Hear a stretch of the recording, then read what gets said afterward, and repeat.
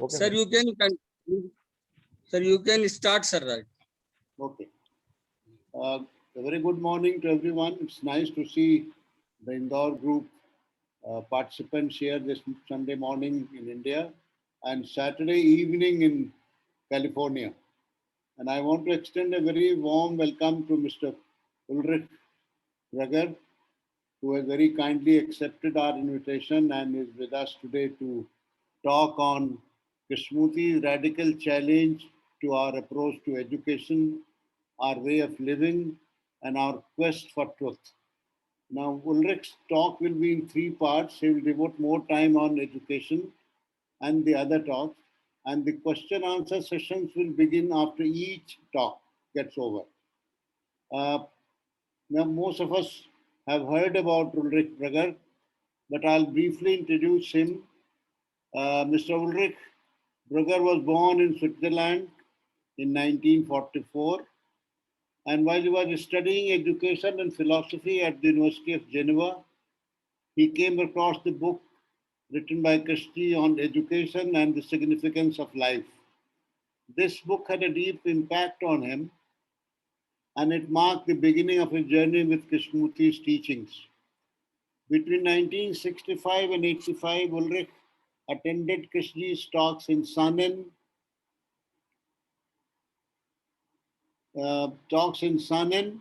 Paris, Brockwood, India, and Ohio.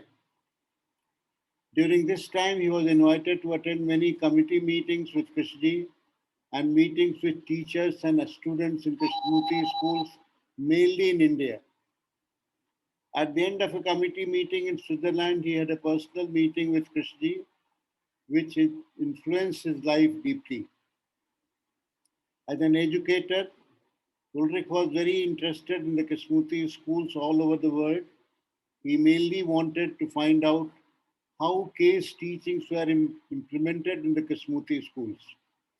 He visited these schools many times between 78 and 1985, especially the Krishnamurti schools in India. He interviewed many teachers and students, and in 1985, he published a book with these interviews called A New Approach to Learning and Living. Interviews with teachers and students Krishnamurti schools in India. In 1993, he founded with others the Ohio Retreat, a non-denominational retreat and cultural center in Ohio, California, USA. The events and retreats focus on spirituality, the environment, the arts, education, and world and local issues. The purpose is to bring about a change in human consciousness and the world. Ulrich is still managing the Ohio Retreat full time. With these words, I once again welcome Ulrich to Krishnamurti Study Circle Indore, and I'll request him to take over now and start his talk. Ulrich, please unmute yourself. Unmute. Yes. You can begin. Okay, thank you very much, Mr. Shripati. It is a great honor to talk with you all. And I'm happy that I recognize some of you from many years ago when I was in India, and especially in the Krishnamurti schools. I remember that this was one of my happiest times in my life. And when I did the interviews in the Krishnamurti schools, all the schools did not put any restrictions on my research. I was completely free to find out what I wanted to find out. So I appreciated this very, very much. I must say I was surprised when I got this invitation by Mr. Shripati, because I didn't remember him, but he said he did remember me from many years ago in Ohio. And first I was hesitant to accept because I'm not a good speaker and I don't like to give talks. However, because I'm very passionate about Krishnamurti's teachings and what I've seen in the schools, I accept it.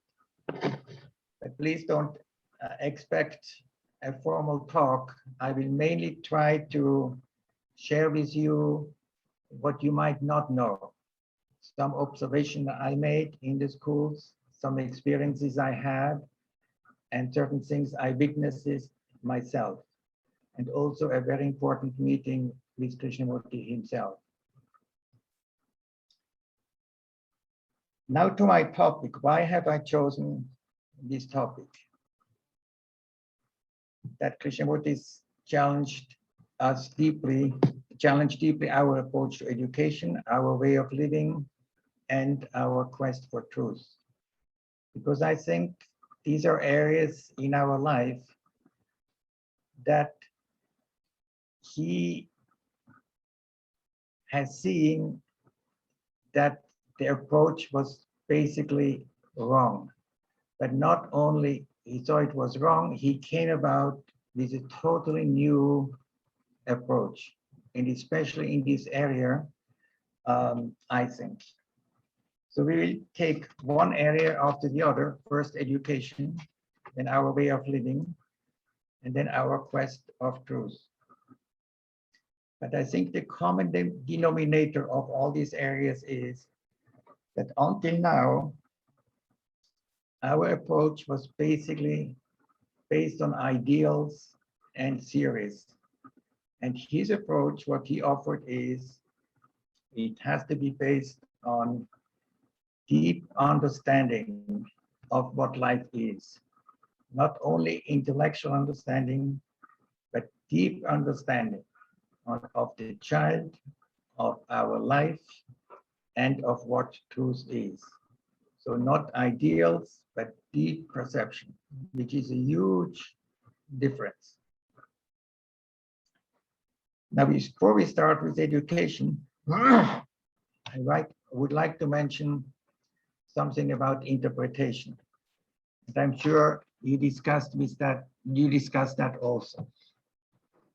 But I had the opportunity to be in a meeting with Krishnamurti where this question was raised. Somebody asking the question, how can you talk about the teachings without interpreting it? And he gave a very clear answer.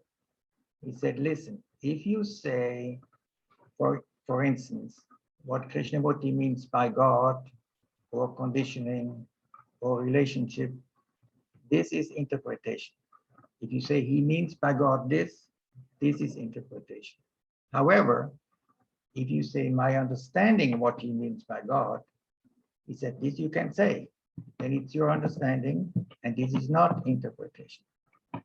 So whatever I try to do in my presentation is based on my understanding or misunderstanding. And also if I relate what teachers and students said in the interviews, it's all based on their understanding.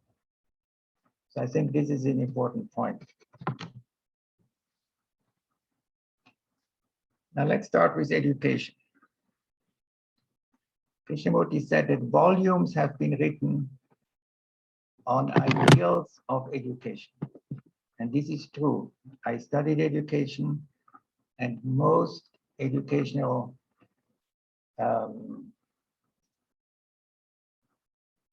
theories are based on ideals.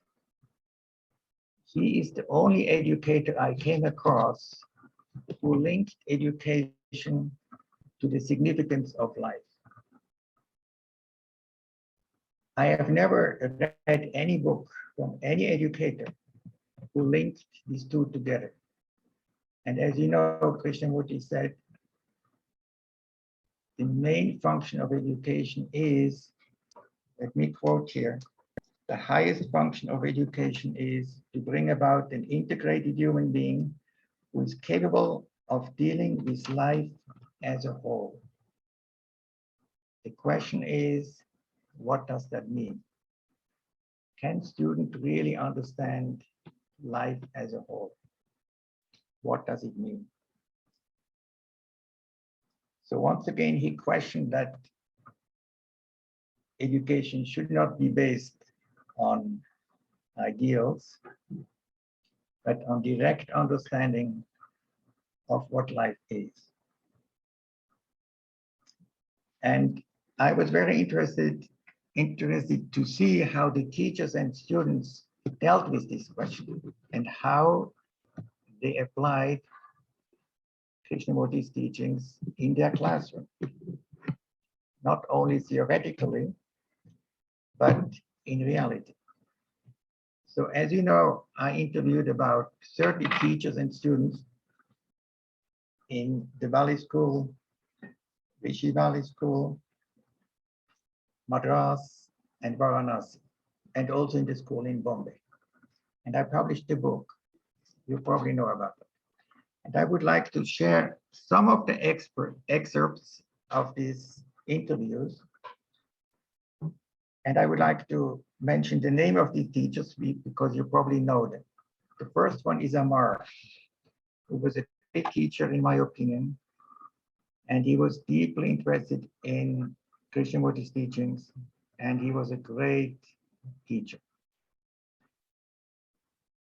I met him in the Valley School first, and then later on also in Rishi Valley. So I had a long interview with him, and I would just like to read a few questions I asked him and then give his answers. Question: what is the main objective of this kind of education that you're trying to do here? Answer: I would really like the child to have a deep sense of wonder about life and to really want to find out what's the significance of life, to come into contact with what is, to find out if there is anything sacred. That is, I would say, the main aim of the education I would like to give. And I'm prepared to set aside everything else for that. I have found that the most important thing in this is that the child should be completely secure, really secure. I think we do not pay much attention to this. And once the child is secure, we can see that child can do wonders. I remember that in one discussion with Krishnamurti in Rishi Valley, he has categorically said that if the brain is secure, then another movement takes place in the brain. You know, the movement of knowledge, of thinking, is actually a movement of insecurity. And that is the dominant movement of the brain.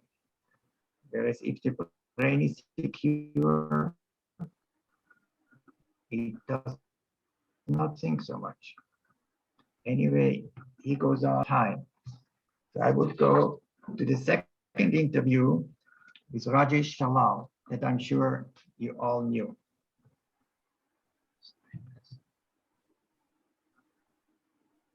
One of the questions I asked him, what would you say is a Krishnamurti school? His answer was, I would say that the Krishnamurti school is a place where people are attempting to answer Krishnamurti's challenge of creating a new culture. Human beings all over the world are becoming increasingly self-centered, and as you know, corruption and violence are rampant. The world is broken up into nationalistic, religious, racial, and class divisions. At this point, all political or social or ideological answers which are being tried out seem to be failing. And Krishnamurti points out that only a fundamental perception into the nature of the self can bring about a transformation in the human condition. So what is the nature of this perception?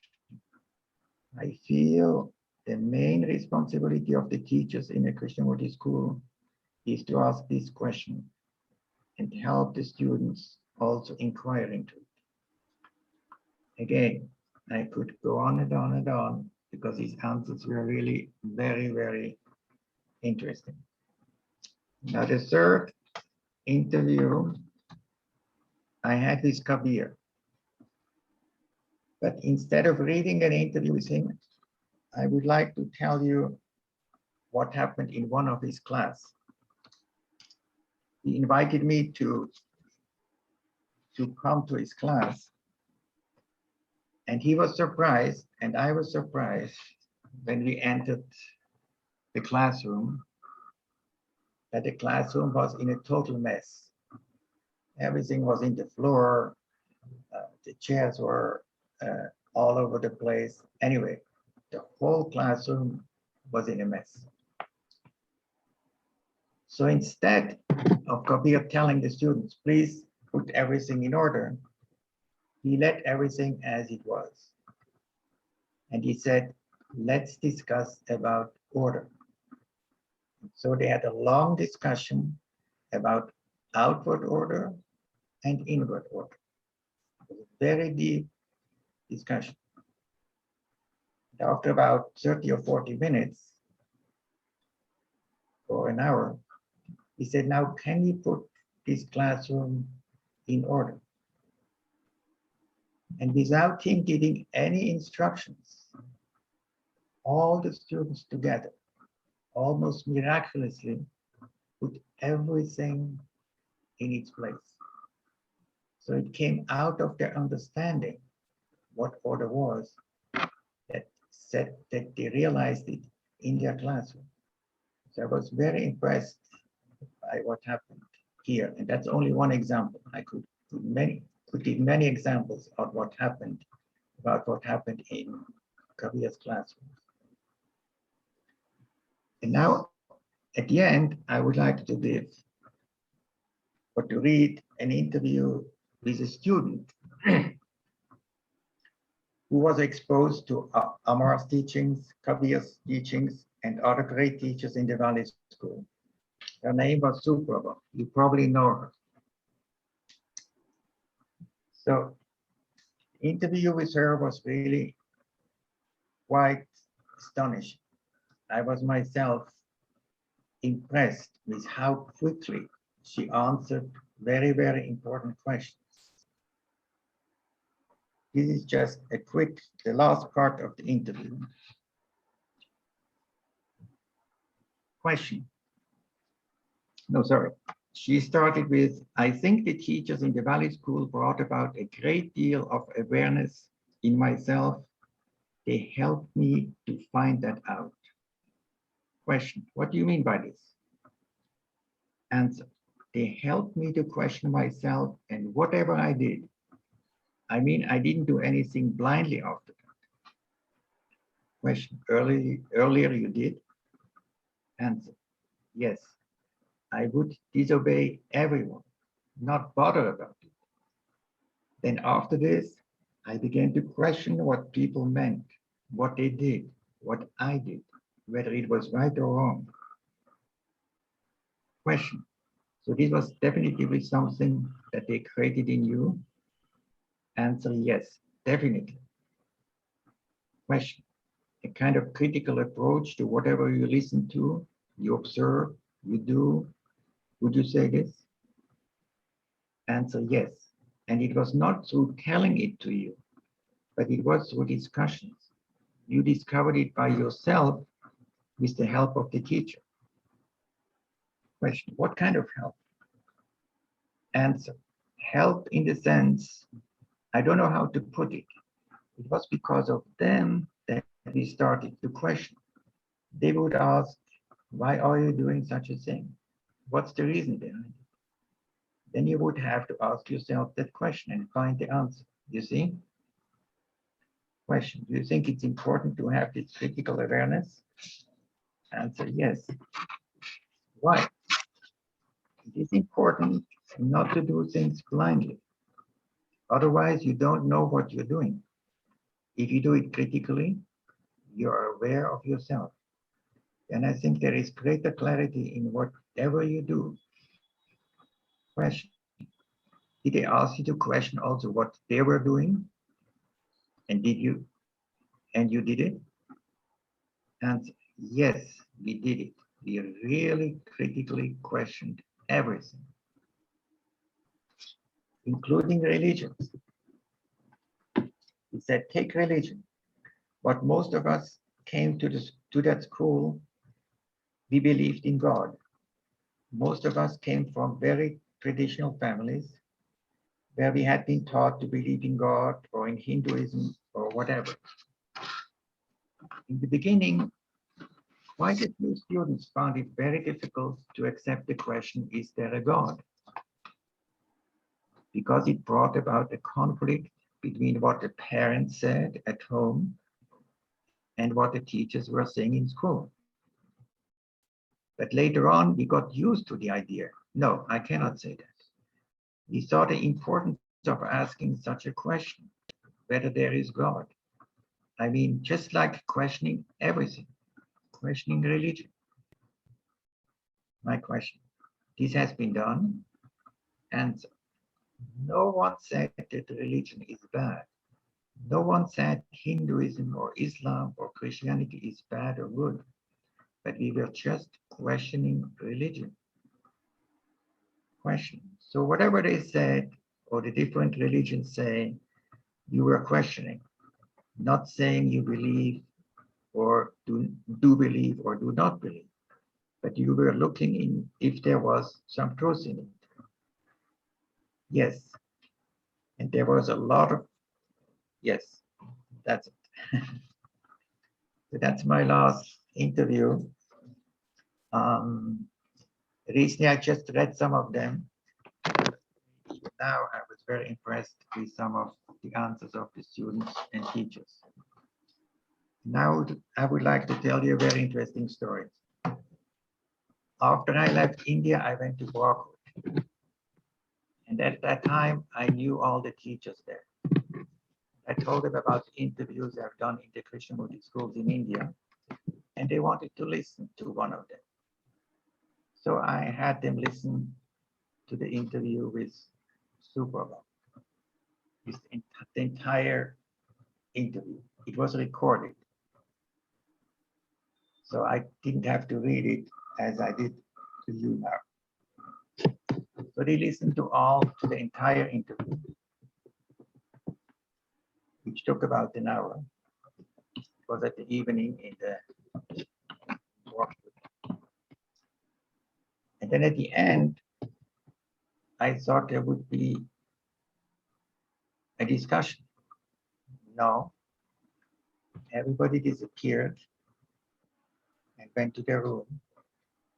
So did I. The next morning,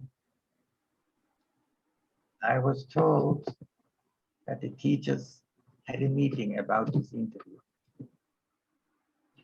And they came to the conclusion that a girl of 15, 16 years could not answer questions like this without having the questions in advance. But she had no question in advance. And I told her, she didn't know any question. But they did not believe. They said a girl of this age just cannot answer questions like this. We have decided, and it is so. So I couldn't do anything. But later on, the interesting thing is what happened is Suprabha became a student of Brockwood after she was in Valley School, in Rishi Valley, 11th and 12th standard, and then Brockwood for about 2 or 3 years. And before she went there, I told her that the teachers didn't believe that she could answer questions like this, and she just laughed. And after she was 2 or 3 years in Brockwood, I met her in Salem, Switzerland. And she said, Ulrich, I have something very interesting to tell you. Just before all the students left Brockwood, I was invited to a breakfast with Dorothy Simmons. She was the principal at that time. And some teachers were there, some students were there. And suddenly, somebody told her that some years ago, the Swiss guy had them listen to an interview with an Indian student. And it was so obvious that a student of this age couldn't answer questions like this without knowing the questions in advance. And Suprabha said, oh, I knew they were talking about me, but I let them talk until they were finished. So she said almost everybody had the same opinion, that it's just not possible. And then when after everybody had spoken, she said, this girl was me. and I didn't know any question in advance, any question. Then she said, there was total silence. They didn't know what to say. But then after a while, Doris' semi principal said, if that is you, I believe you and I apologize. End of story. So I would like to end here with the first part on education. If you have any comments or questions, I'm happy to answer if I can. May I request Professor Krishna and Harshji to say a few words briefly and then we take questions? Or Sorry, I couldn't hear you. Ulrich, I said, would Professor Krishna like to say something? And Oh. Harshji? Okay. Sir, unmute yourself, Professor Krishna, unmute. Sir, you have to unmute. Yeah, I think It's again muted, sir. I can't hear you. Unmute. I can't hear you. now, can you hear me? Yes, now I can. Yeah, so I was suggesting that comments by Harsh and myself and so on can be done after the whole thing is over. Okay. Okay, sir. The whole Okay. talk is over. Yeah. Okay. Okay, so are there any questions? Anybody who would like to ask question on this part of the talk? Anyone?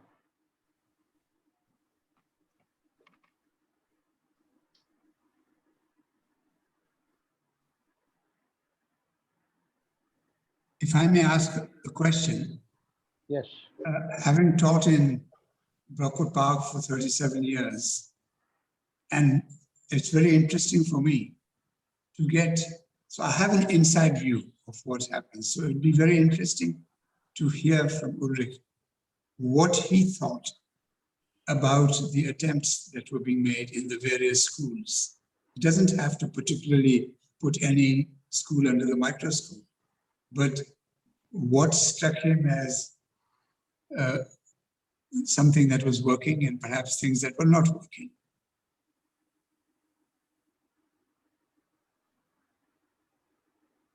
If I understand you correctly, the question was if I find out that certain things were working and some not, right? In any Yes. school or in any school In or any in school, general? in any school, yes. Meaning any Krishnamurti school. Okay, that's a difficult question. I would say I was mainly interested, as I told you, to see how the teachings were implemented. Yeah. And at that time, at least in India, in the Indian school, I thought at least many teachers took it very seriously and did it extremely well. Also on the academic level, especially Rishivali and Rajkot, they did a very, very good job. However, there were quite a lot of teachers who did not have quite an understanding of what Krishnamurti's teachings were all about. They were kind of new, which is understandable. And if they were not exposed to Krishnamurti's teachings, it was difficult for them to really implement it. But the atmosphere in the schools were so great, so they learned from the other teachers who were exposed to Krishnamurti's teaching, and they were interested, so they were learning. It was an atmosphere of mutual learning. It was a great openness, and at that time I really felt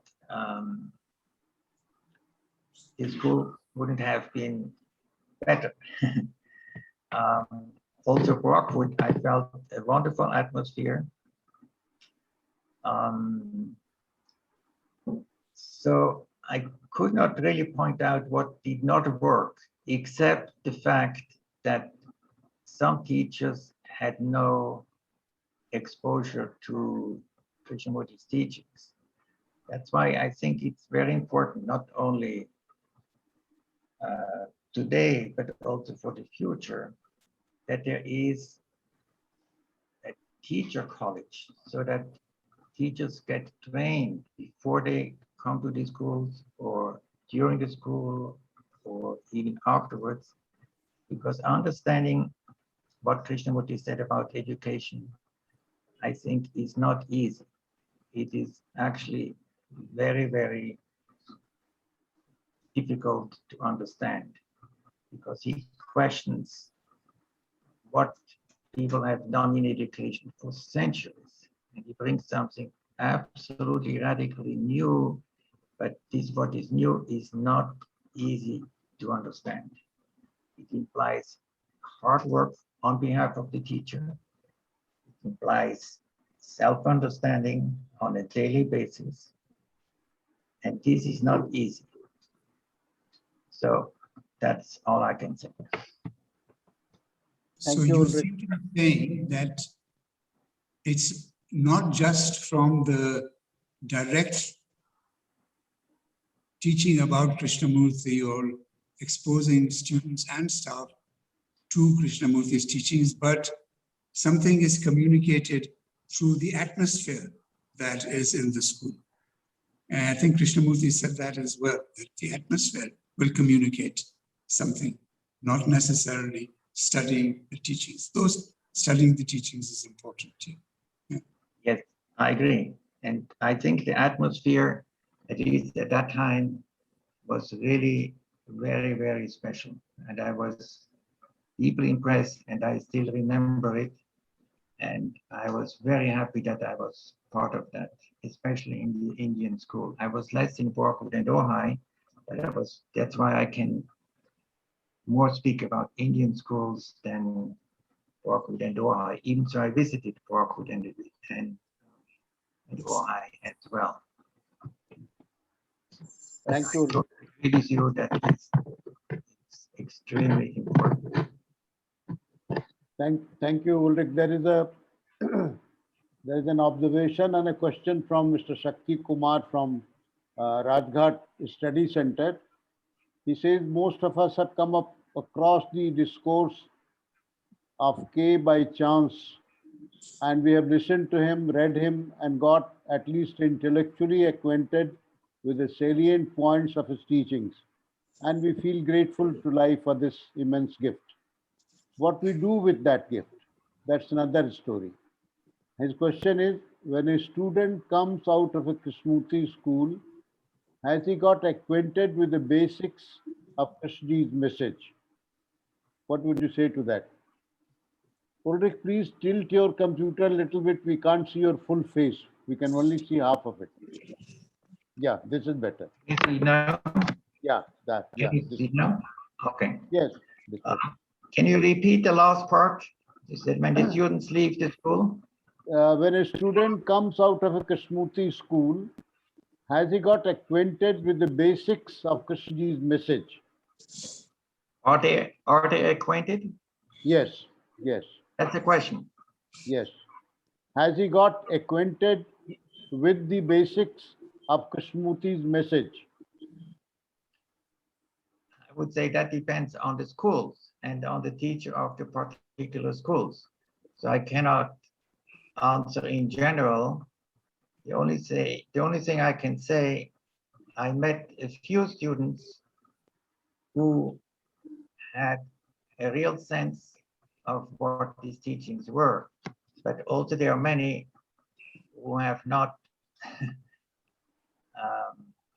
a great idea about it. So it depends on the different schools and on the different teachers. And for instance, to take the example of Suprabha, she had the chance of being exposed to many teachers who seriously applied the teachings in daily lives. And applying the teaching, actually, it's not the teachings that you apply, it's the understanding of yourself that is important. And some did, and recently, for instance, I met a student in Ojai who came to visit me, and she was first a student at Oak Grove, and then she went to Brockwood. And I must say, independently of having understand the teachings or not, she had a great clarity and kindness in her heart. So I felt a huge difference compared to other students, if I may compare. So I see there is some impact on the students. Probably nobody has understood the whole thing, as we don't have neither.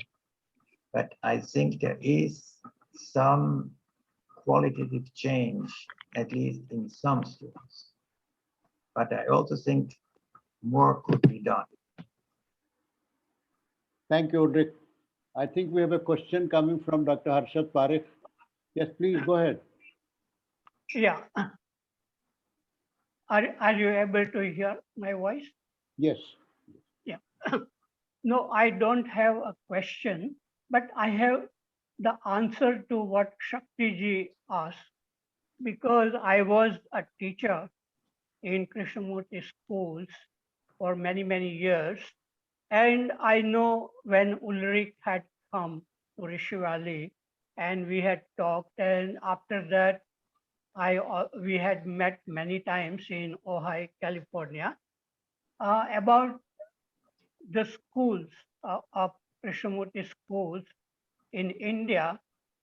I feel that teachers and students, they don't come to these schools because parents are interested in Krishnamurti, and also the teachers, most of them, they don't come to teach in Krishnamurti schools because of their interest in Krishnamurti schools, but the environment is very good, and if teachers have children and they want to educate their children in this school, they join the school. And when I joined in 1980s, the teachers were paid very little money, but now teachers are paid very good money, and so many well qualified teachers are coming, and teachers, they are very good in their subject, but I would say that the atmosphere in Rishi Valley school is very intellectual, and students can ask many good questions about various subjects, and they can ask to even Krishnaji very good questions. But I don't think that they carry it over after they leave the school and they get busy with their life, with their job, with their family. And I meet many old students even now and keep in touch, but they don't show much interest in the teachings, but they feel that the schools have done something good to their life. They don't accept things very quickly, and they like to argue, and they have a very good intellect. So this is what I have to say. Thank you. Thank you. Thank you. Thank you, Harshadji. I think, Ulrich, we can go to the next part of the lecture now. Okay. Okay. Thank you. So this next question is, face radical challenge to our way of living.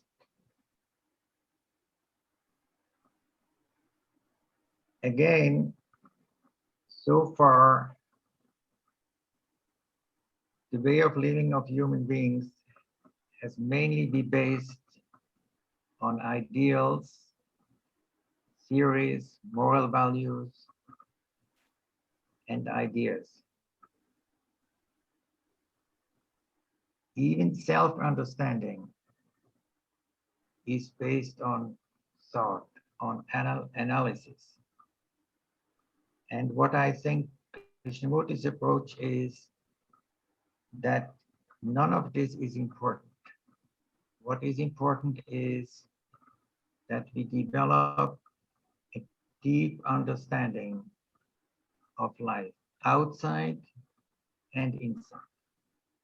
And not an intellectual understanding, but an understanding where there is deep communion with what we observe outside and inside. Or as he put it, there should be no separation between the observer and the observed. And again, I think this is not easy to understand, and it's even less easier to apply. Recently, and I would like to give some examples. Recently, I was on the ocean in Ventura, and there was a beautiful sunset. And a lot of people came from different parts to watch the sunset. They all said how great it is, how wonderful it is. And they went on walking, they went on playing, they went on talking. There was not one single person who really watched the sunset with a quiet mind and to listen to the ocean, which was so extraordinary. So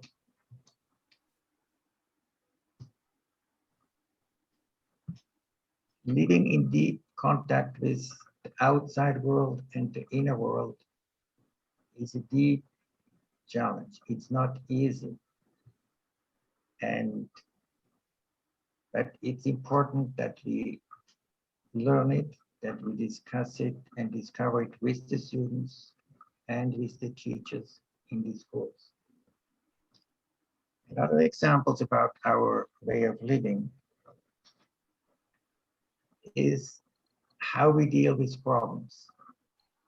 Everybody faces problems in our daily life, in the workplace, in the private life, in society. But very few approach problems with a totally free mind. We respond always out of memory, one should do this, one shouldn't do this. It's very rare that we let the problem unveil and we learn from the problem, and out of that we discover an answer. Again, this is very unusual. And to give another example, when we are angry or fearful, as you know what Krishnamurti says, you are the fear, you're not separated. You are this anger. No psychologist ever said something like this, and they would all disagree with it. So our challenge is to see if that's really true.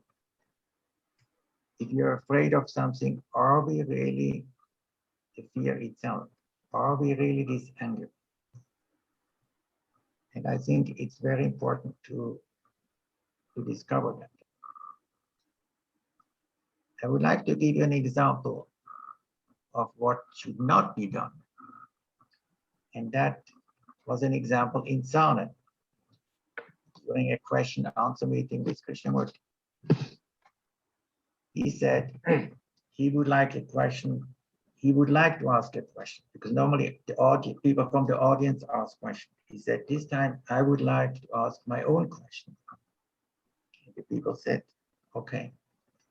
So he asked a very difficult question.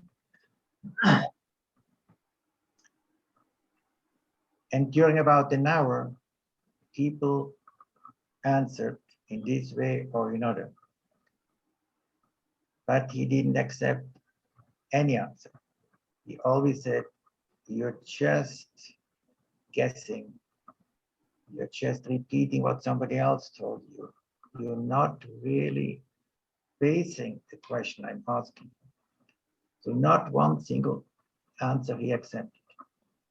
Then at the end of the hour, he said, shall I answer my own question? Of course, everybody said yes. So he answered his own question. And he gave a very, very long answer. I don't remember what it was about, but it was very deep and complex and long answer. And then he left.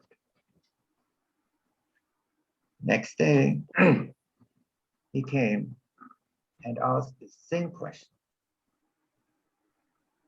And somebody in front of him answered his question with exactly the same words that he used, that Krishnamurti used the day before. And everybody was stunned because it was a very long answer and a very complex answer and a very deep answer. So there was complete silence. Then you know what Krishnamurti said? Sir, what nonsense are you talking about? You're just repeating what the chap told you the day before. And that is very often what we do too. We repeat from memory instead of facing a question anew.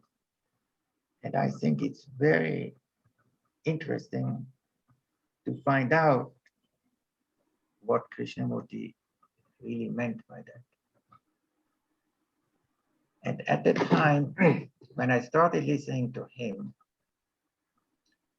I was in a similar position. I didn't know how to approach the problem. I was faced with a very challenging situation where I had to deal with a phenomena in a person that was very dangerous. Felt kind of threatened, and I didn't know what to do. So I went to Krishnamurti after a committee meeting and asked him if I could ask him a question. And he said yes. And I wanted to find out what this phenomena was all about. How can I deal with it? And then he asked many questions. Why do you approach it like this? Can you look it from this angle? Can you do this? But nothing really helped me because I was not willing at the time to really perceive what was happening in the other person. I wanted a quick answer from him. And he was not willing to give me the answer. He always asked me questions so that I could find out myself. But at that time, I was just not able to do it. And after a while, I told him, sir, I don't know. I don't think what you're telling me is helping me. Then he didn't try to say, no, I can help you, like a psychologist would do. I can help you, etc. He didn't say anything. He just kept quiet. And I said, sir, I think I have to leave because it just doesn't help me. And I was desperate because I needed an answer. He didn't say anything. So I left to the door. I was so desperate, so I looked back, looked at him. He was still there. And he was looking at me without any movement. And then something extraordinary happened. I looked in his eyes, and there was like a window that opened to a totally different dimension. I never forget it. It was a totally different world. I saw the colors clear, gold and green, absolutely fantastic. And it was not an illusion, it was a fact. I saw something like eternal. And the moment he saw that, I saw that, he came to me and he gave me the answer. How to deal with this dangerous situation. So I was relieved and grateful, and I left. So at that time, I was not able to look at these challenges directly. I just looked for answer, for what to do, explain me this. I wanted that he gave me this. I was not ready to look at it directly myself. Later on, I learned it. Time I was. So that's all I have to say about this chapter. Thank you, Ulrich. I think we have questions from Durga Rani. Durga ji, please unmute yourself so you can ask a question now. Hello. Yes, we can hear you. Yeah. Good morning, everybody. Yeah, very good morning to Mr. Ulrich. It's wonderful listening to you, sir. And both the parts, I think the first initial part about the education and now the later part, it's a wonderful listening to you, sir. Regarding the first part, that is regarding the schools and the education, I just I thought I should share something, here. And by the way, I have to say something like today we are in India, we are celebrating Teachers' Day. It's like myself also being a teacher, I just would like to say in this regard, regarding the schools and the education part. So I just would like to say, during Krishnaji's time, there were this denomination of Krishnaji's schools and all. And now that, the times have gone, he is no more. And I think it's been 30 years. It's a kind of a small suggestion from my side, sir. I just want to take on to what you have suggested. Like there should be some, college or some center where the teachers should be educated or something like that. So that has given me some idea. I just would like to share that. So, sir, those people who have received the essence from Krishnaji when he was alive. I think all your older lot, sir, that sorry to say, I'm also quite old, but I never met Krishnaji. So, and as the times progress, we are going to have less and less number of people.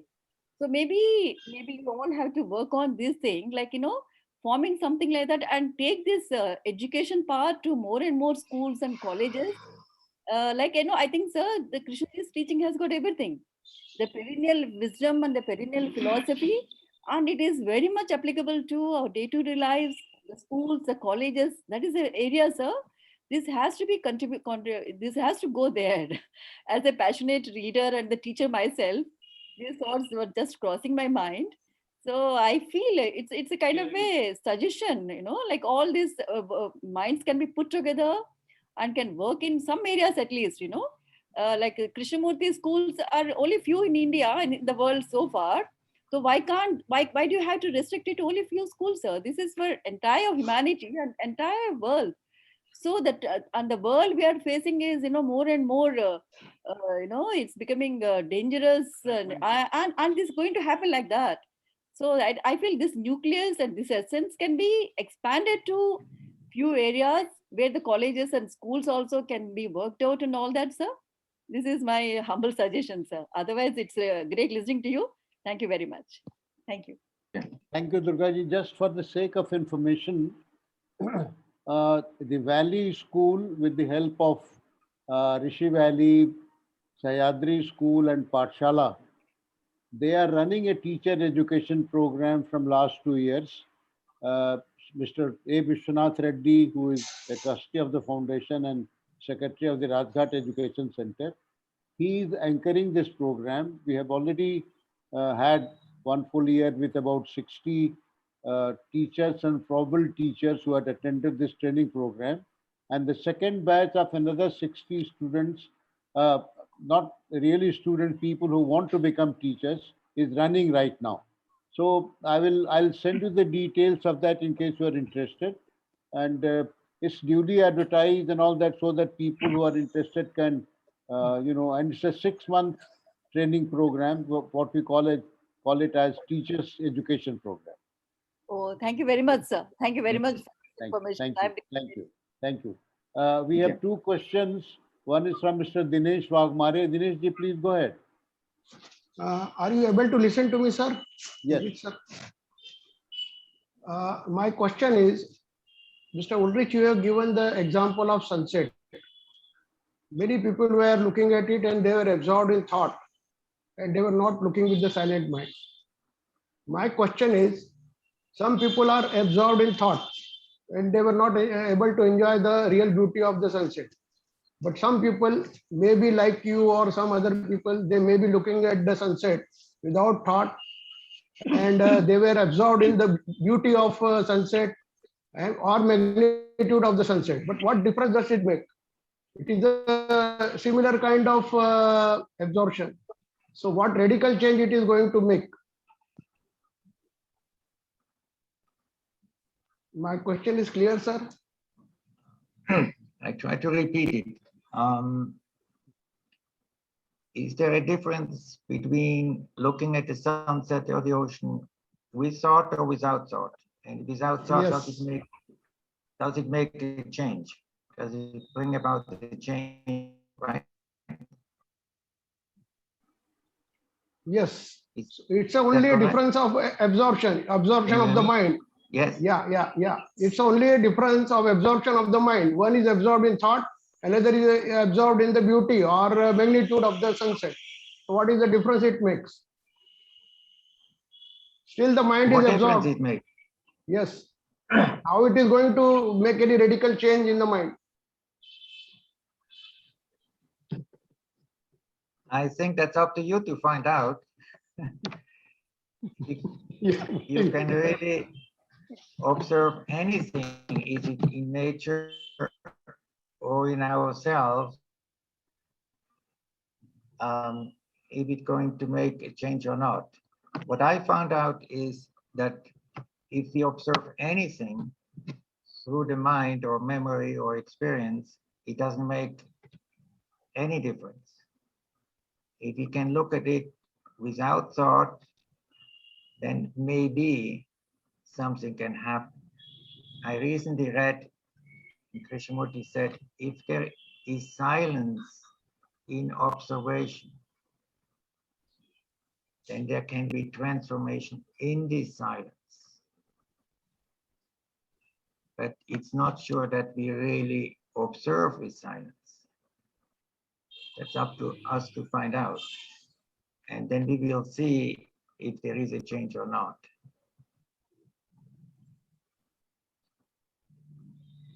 Thank you, Ulrich. Okay, thank you. We have another question from Dr. Harshad Parekh. Yes, Harshad ji, please. Yes, Krishna ji asked many questions. If you read just one book of Krishnamurti, he is asking many questions. And I feel from my way of living, there is no need to ask questions. The deeper questions has been asked. But can we look at ourselves? What is happening with a curiosity within ourselves when there is a problem like anger arising? Is it possible to look when it is arising? So that requires what Krishnaji calls awareness, and without that awareness, which is not in the dimension of thinking.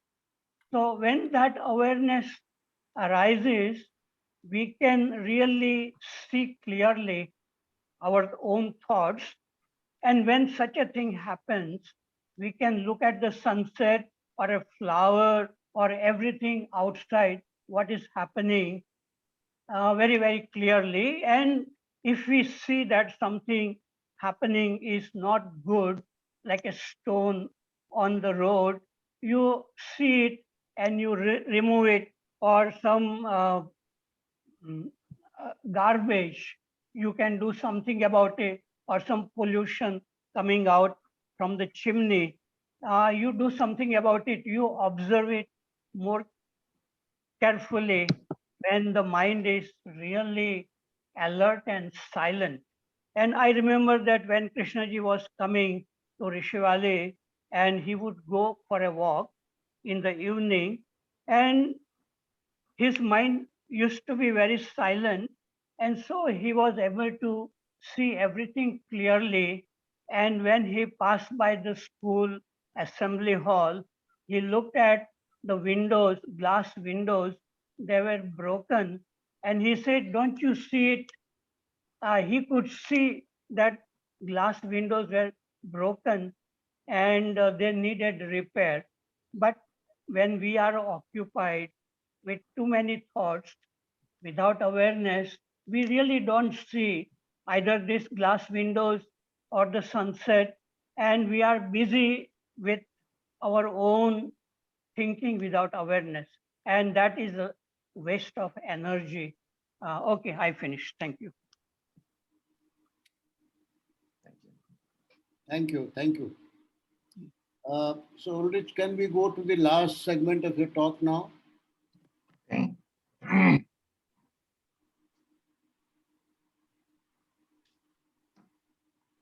Which is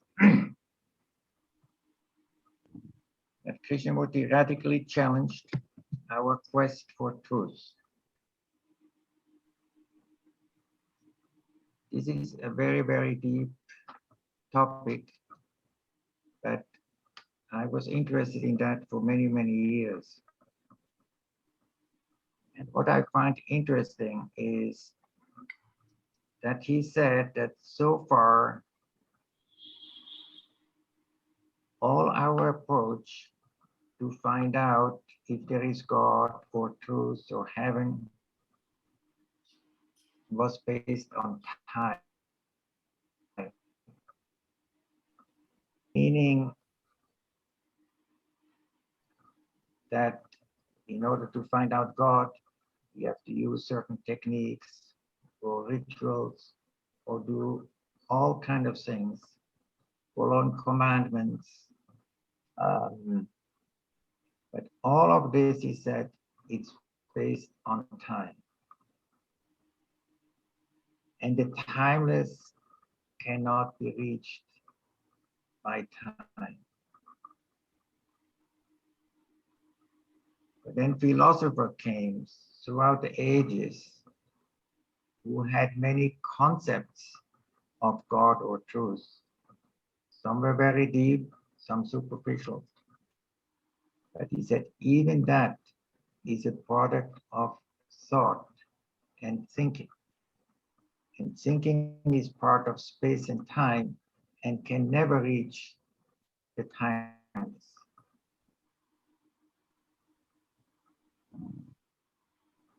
He even said seeking truth is not possible. Because if we know what we are seeking, that known cannot be the unknown. The unknown is it. And as you know, his famous statement is, there is no path to truth. Truth is a pathless land. So he questioned all that. Some people say he denied God. I don't think he denied it. But he said, as long as God is a product of your thinking, that is not God. That is not truth. So that's what he challenged. But what did he offer? What was his approach? And recently I read, and this is actually a question I have to all of you. He said, reality is in what is. Reality is in what is. Therefore, give total attention to what is, then you will find the unknown, or rather, it will come to you. So I'm not quite sure what he means by reality. Oops, I made a mistake, David. Can you come? Scheduling is easy. I lost it. I pressed probably a wrong button here.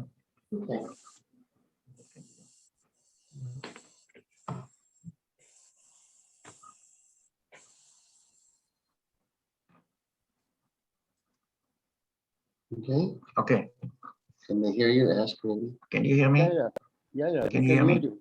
Yeah. Okay, I'm sorry I lost you. I pressed the wrong button. That's why I have a computer assistant here who helped me. Thank you, David. So he's saying reality or truth is in what is. I'm not quite sure what he means by that.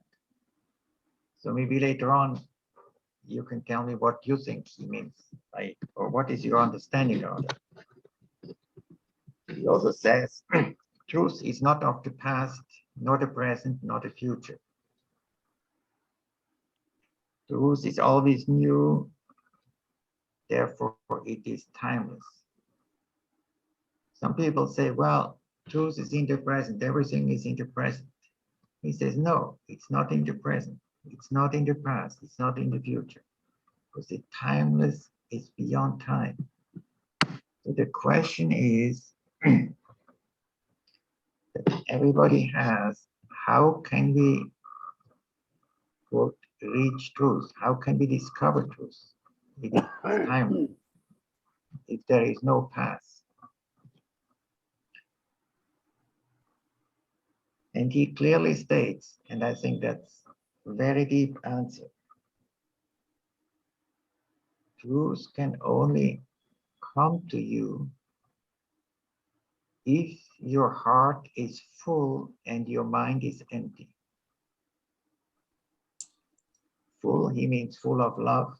Sorry, he said what he means. And it's not my understanding that what he said, the heart must be full of love and the mind must be empty. And today it's the opposite. Our heart is empty and our mind is full. So my understanding is that truth can come to us unexpected, but there are conditions. The mind has to be empty and the heart has to be full. In addition, he said, all our issues of relationship have to be resolved. Our relationship to property, to money, to people. So in a way, he said truth is not just coming, there are some conditions. But if your heart is full and the mind is empty, then truth will come unexpected, like a bird.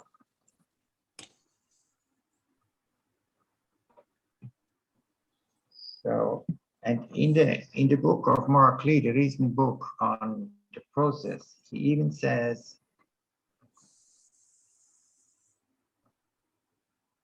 there has to be a distance. So it's not something automatically that happens. That's how I see it. But once again, I don't quite understand what he means by reality or truth is in what is. And also sometimes he says you can discover truth, and in other times he said truth comes to you. So there is a little bit a question for me here. So maybe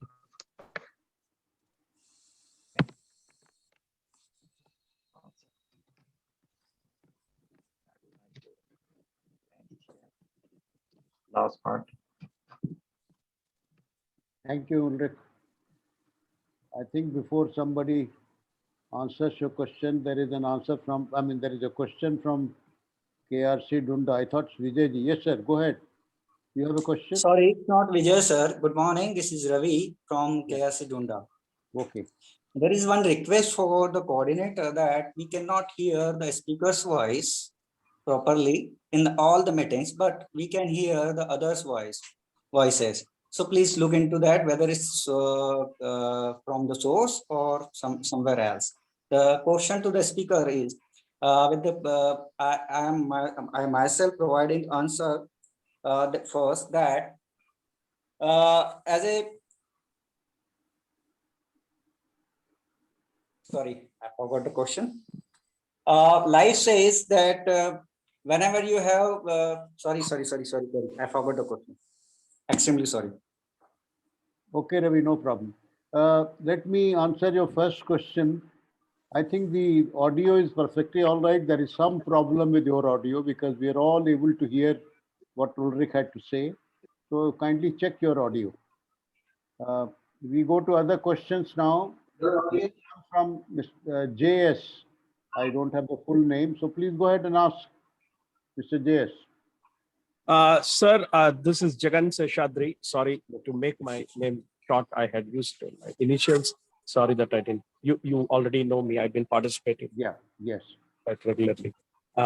It rather than a question, just wanted to share some of my thoughts or reflections on what I heard just towards the end when Ulrich was talking about the statement or what Krishnaji had made about truth is or reality is what is in what is, and about truth not being in the present, past, or the future, and being timeless. I think in my understanding, the pointer is to observe the limitation of thought, to observe the when thought is able to understand its limitation, there is a natural silence that comes uninvited, that is not through effort, because of the deep understanding of thought, understanding its limitation. And I think it is in that kind of I'm falling short of words because words are very limited, but if I can use that state, if I can use the word, that state where thought has understood its limitation, and when there is that stillness and silence, that what is what Krishnaji is pointing to it as being truth or reality.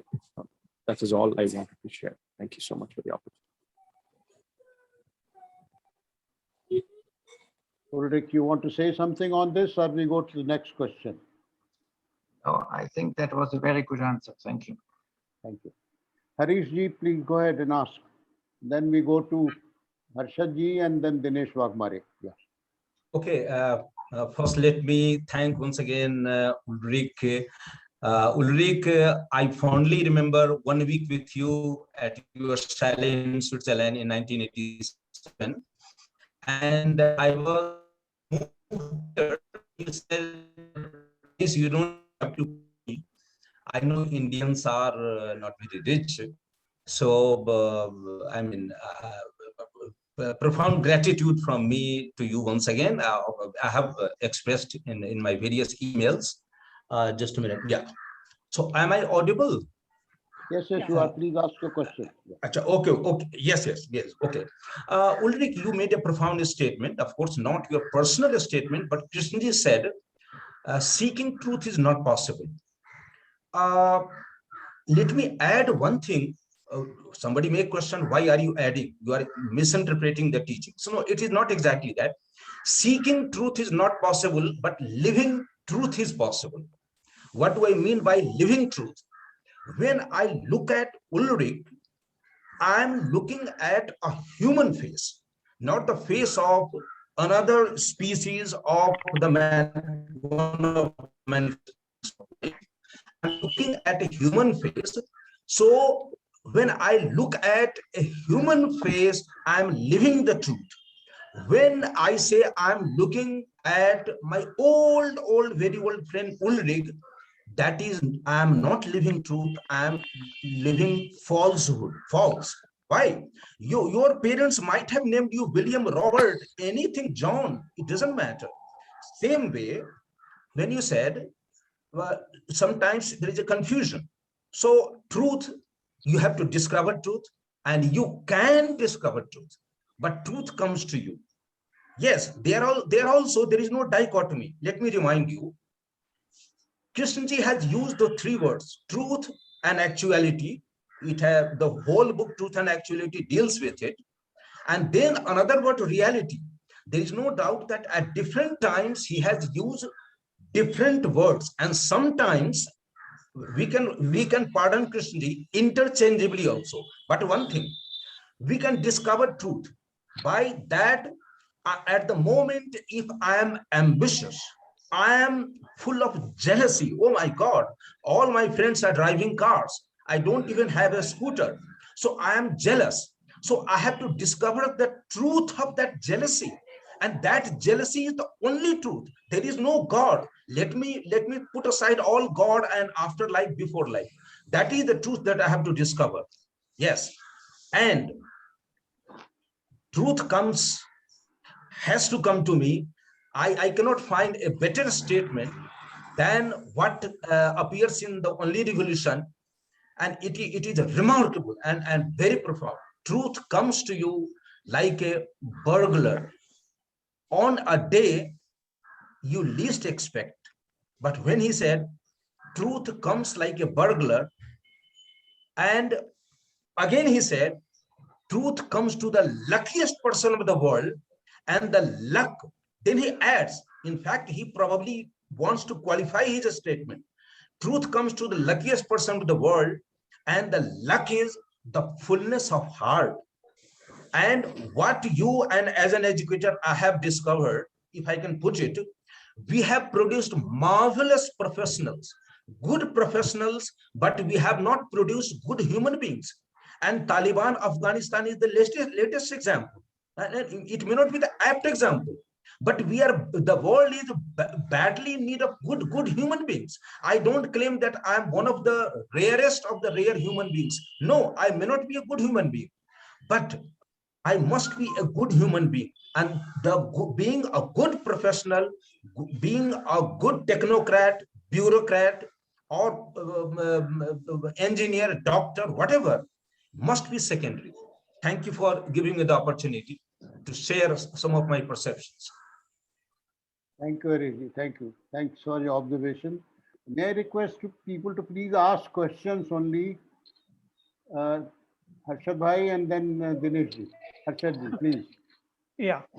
I want to say something, my understanding about when people use the word like, a sentence like, thought understanding its own limitation, or thought being aware of itself.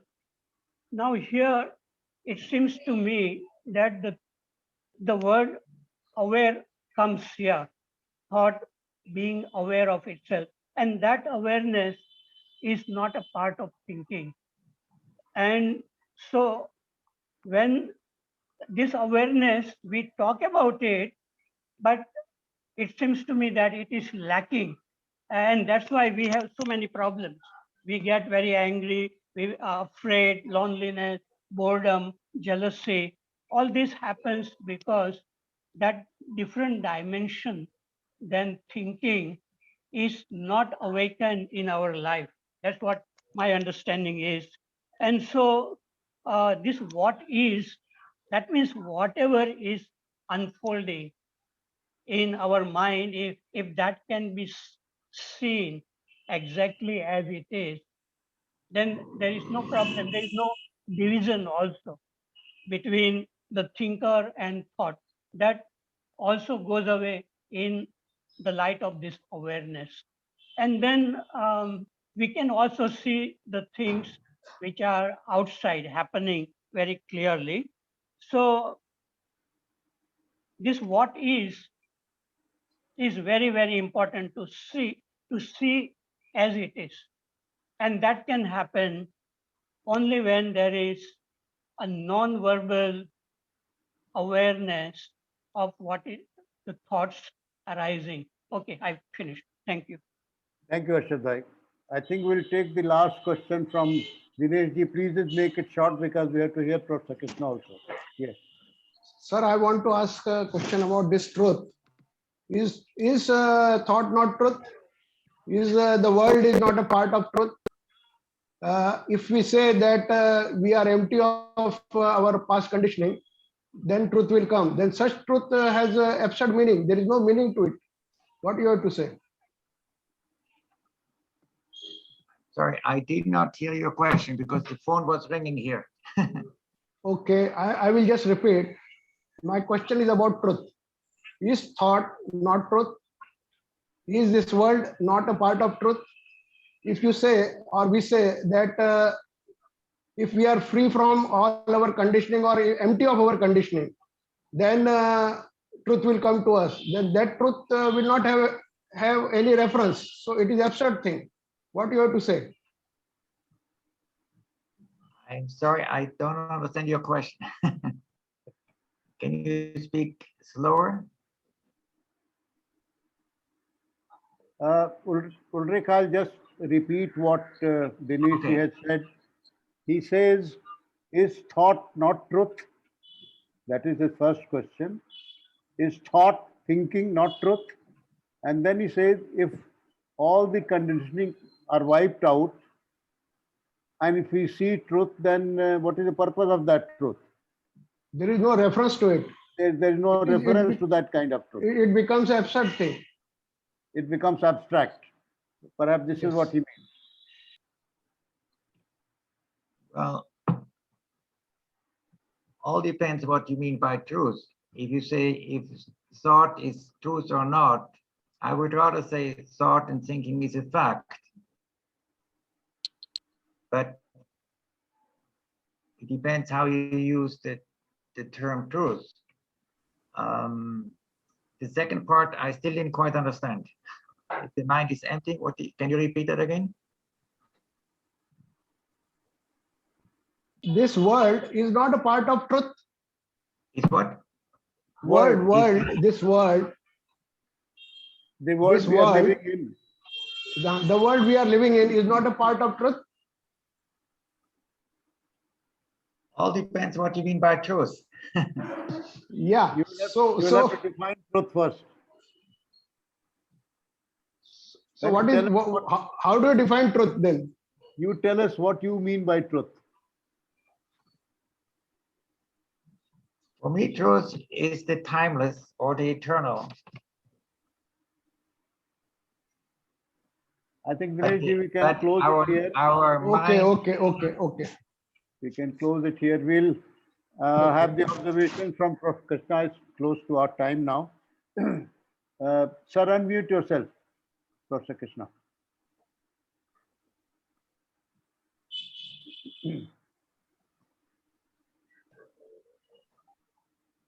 Hear me?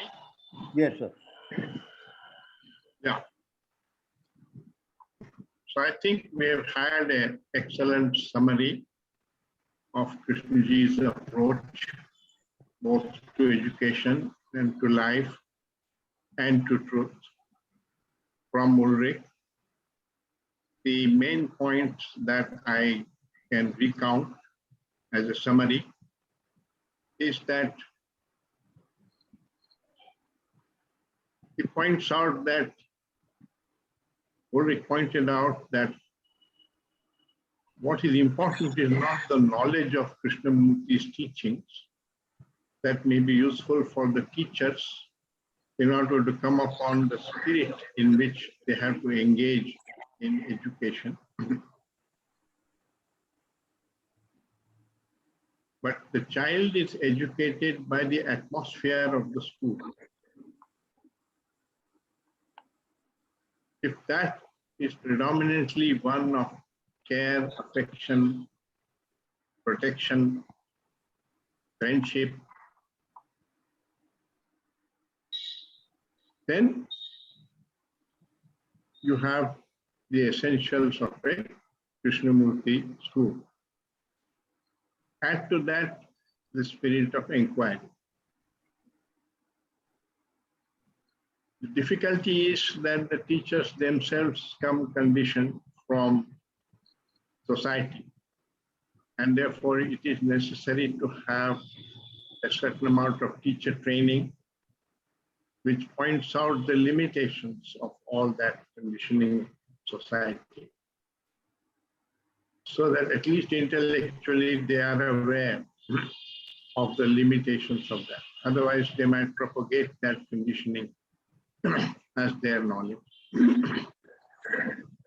That's why it makes it difficult to realize what Krishnamurti has asked us to, the challenge that he has posed for education. About life, Ulrich pointed out that it is necessary not to live with ideals and ideas and see things through thinking, but to have direct contact. He took the example of a sunset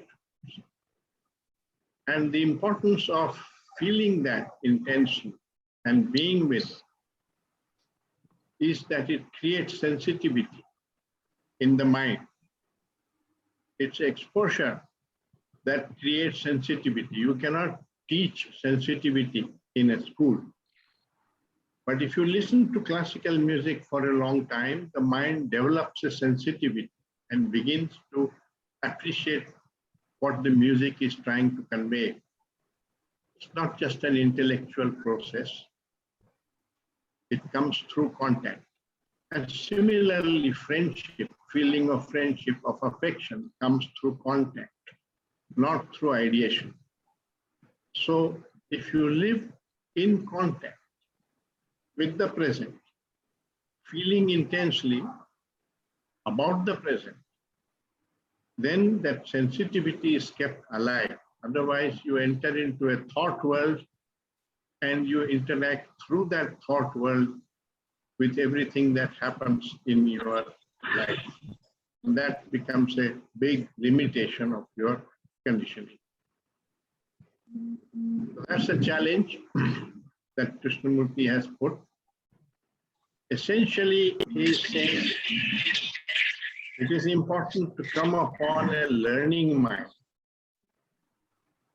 Learning not only as knowledge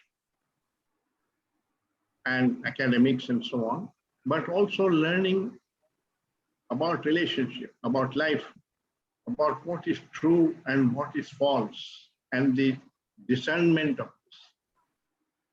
So he gives to intelligence a much deeper significance than what we normally regard in education as being very clever at your own profession or at computer or mathematics or whatever. It's not just an ability, but he says intelligence is an integrated quality which includes compassion and love. So when he uses the word intelligence, he is using it in the sense we normally mean wisdom, which is a more holistic thing. And it's important to arouse that right in the child during education. Once you arouse that and the child is equipped with a learning mind, he will continue to learn right through life, through observation, through his own capacities of investigation. You don't have to teach everything. So that is an important challenge that Krishnaji has posed in the field of living. And lastly, the third chapter is the quest for truth. So not to posit the truth as the known and then work towards it by accepting some authority and attributing truth to that authority, whether Buddha or Krishnamurti or anybody else, which is the normal process that we adopt in academics. But in life, it is important to posit the truth as the unknown and to free the mind of the illusions,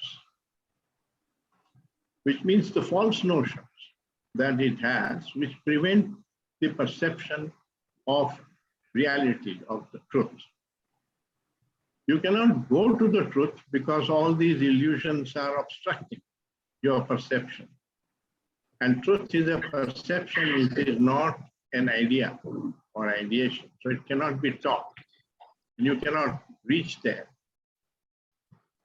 It is pathless because if you free your mind of what is false, then the truth can appear to you in your mind. That's the work that is called self-knowledge, is the discerning what is true and what is false. Krishnaji made it very detailed. He said, to see the false as the false, to see the truth in the false, that means in that which is regarded as false, there is some truth in it. And to see the false in the true, what has been regarded as true, but is not completely true. So it needs a lot of discernment. And that discernment comes through not intellect, but observation. Observation with inquiry, with question in your mind can reveal that. It's not a fixed method by which you come at a conclusion. So not to live with conclusions, but to live with questions and with a learning mind. That, I would say, in summary, is the approach of Krishnamurti.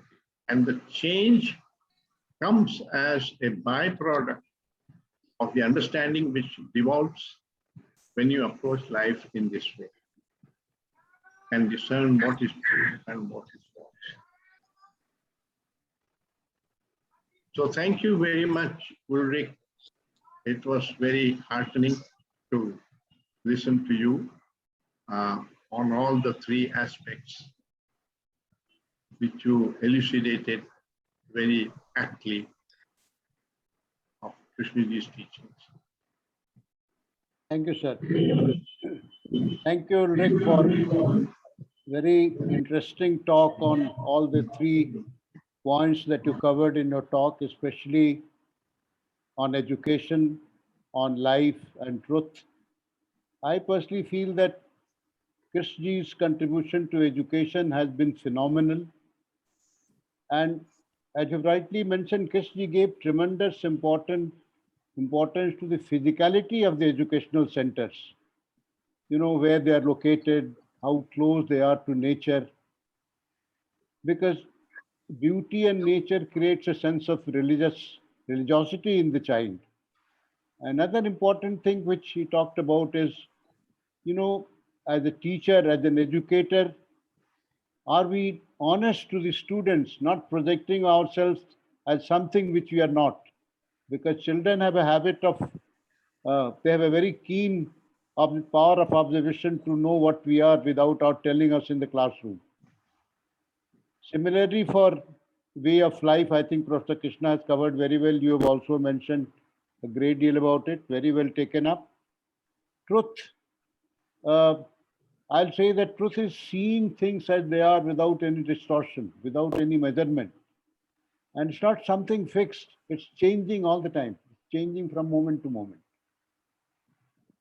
So these are challenges that we face in our life, and I think I'm grateful and I want to express my thanks on behalf of the Indore Study Circle that you could spare your time and talk to us. I think Sushil Kumar Jain has raised his hand. He wants to say something. Yes, sir. Go ahead. just information, next Sunday, topic will be Is Dialogue Another Ritual? A conversation between Chaitanya Nagar and Sanjeev Sharma. That's all. Okay. Thank you, Dubeyji. Thanks to everyone. Thank you. So thank Thanks. you, Ulrich, for being with us. We'll get in touch with you once again sometimes in near future. Thank you once again for being with us. Thank you. Thanks. Thank you so much for inviting me. Thank you very much. Thank you. Thanks. Kamleshji, now you can close it. Okay.